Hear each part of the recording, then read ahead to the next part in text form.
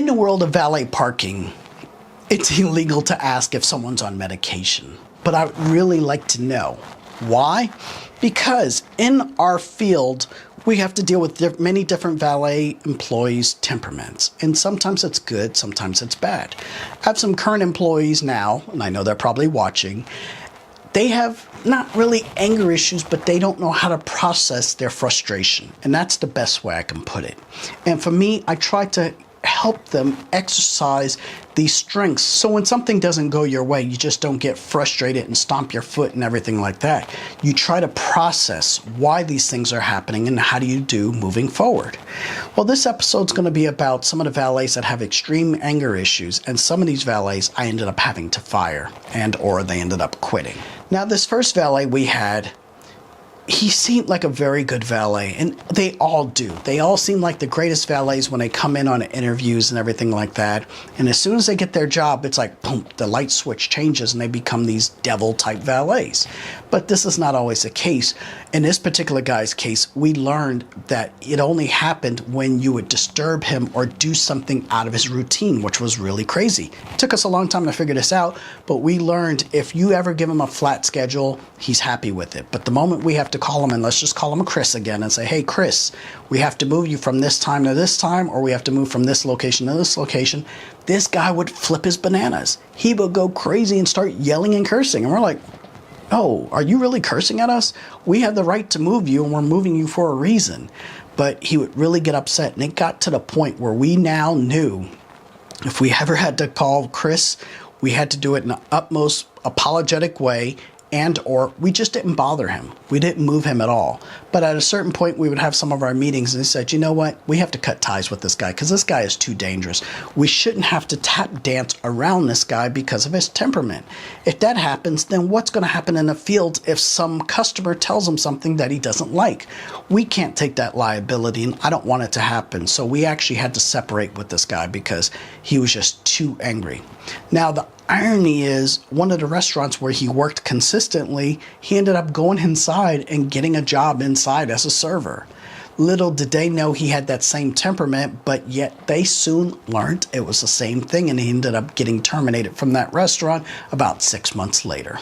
Now, this next situation was very specific. A lot of times in the world of valet parking, we may have a restaurant that's downtown and they don't have enough parking spaces. They may only have 7 to 10 parking spaces behind that restaurant. But if the restaurant inside can hold up to 80 to 100 people, where in the world are you going to park these cars? So in the city of Atlanta, we have something called a CO, which is a certificate of occupancy. In order for a restaurant to qualify to get this CO, you need to show that you have enough parking spaces to accommodate all the people that will ultimately come into your restaurant. Now, a way you can bypass that is by getting a contract with a valet parking company and leave it up to them to decide now where they're going to park these cars. That's where I come in. So they hire us a lot of times. They say, hey, here's the situation. Here's our restaurant. We would like to put over 100 people in it, but we can only do up to 10 based on the parking spaces that are behind our restaurant. What can you guys do? So that's up to me to come in and look around and look at the neighboring businesses and see who has the most parking spaces within a quick run for my employees. So I'll notice that one time we had a lawyer's office that was right next door. I think that was a perfect opportunity for us to park these vehicles. So I did a contract with them. I figured out what the cost was going to be and paid that cost on a monthly basis. One of the contingencies was we could not park anybody's vehicles except for that restaurant.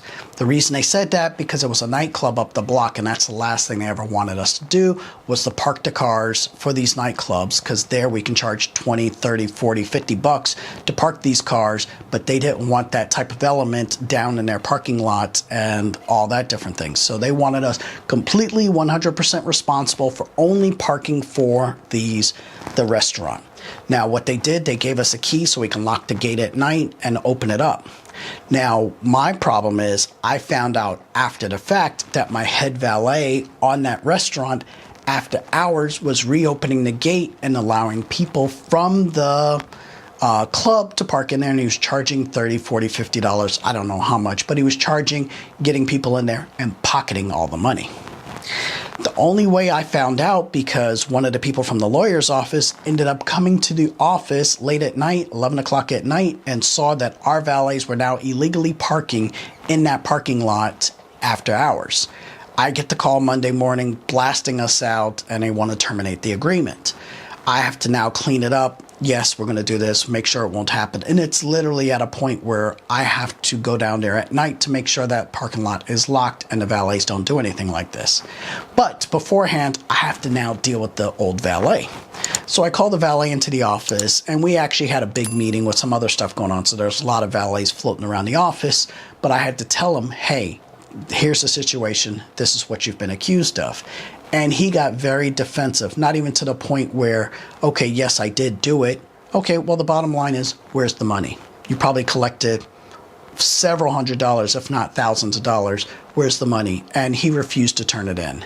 And at that point, we had to cut ties, and this valet went ballistic. He picked up a garbage can, and we had a big, probably a 60-gallon garbage can, and he threw it across the office, hitting other things. Nothing really truly broke, but obviously that sealed his fate, and he was never allowed to come back to our company again. But these are some of the attitudes. He did wrong, but yet he's going to come back to us like we're the ones that did wrong. And this is what I tell valets. When you get fired, we're not firing you. You're firing yourself by something that you did, by your actions, or something that you've said. So don't get upset with us. Get upset with yourself, because you're the reason you're getting fired from this company. Now, the last situation, we had this valet, and we had him at a particular high-rise building that I did not think he was a good match for. It's part of our job that we sit back and we hire every person. When a person walks through the door, we have a position for them. We're like, okay, that person will be good at XYZ restaurant. That person will be good at, let's just say, Cheesecake Factory. Well, this guy came in and temporarily like, hey, let's put him at the high rise. And when he went over to the high rise building, they loved him. So I was like, ooh, we were wrong there. But anyway, they loved him. He was a big guy, and he kind of looked like, if you ever remember Mr. T, he looked like Mr. T minus the gold and the mohawk, but he was a big guy, but he had a big smile. But some people would say he's actually intimidating. But the building loved it because not only was he the valet, he acted as security. So nobody would ever try to do anything to default this building or do anything that was against this building. So they actually loved him in there quite a bit, and he was there for about a year and a half. Now, what happened, this valet, and I say this in every single case, do not get too comfortable. And for me, I like using a reference. We have a grocery store here called Publix, and it's a pretty well-known grocery store in the Southeast. Now, I talked to some of the people that work on a corporate level of Publix, and what they do to keep the environment fresh, they switch all of their employees annually. So if you're in produce this year, next year you're going to be in meats. Next year you're going to be in deli. Next year you're going to be in stock. And they do this on purpose to keep you fresh, because if you stay in the same position too long, you're going to get stale and mundane, and it's just, they want to keep you fresh. You learn different people, they learn different areas. So I'm like, maybe I should do that too. I shouldn't keep my employees at the same locations for more than a year. Keep them fresh, keep them on their toes. But a lot of the valets complain about that. But anyway, this one valet was on this location for over a year, and I think he was starting to get comfortable. And what his demise was, he got kind of loud with a new female employee, and they didn't like it. She actually said she felt scared, and that was the only thing that needed to be said. They terminated the valet. So I get the call, and they said, hey, again, we don't want Chris there at this location. Take him off the location. And in a sense, you're not really getting fired from the company.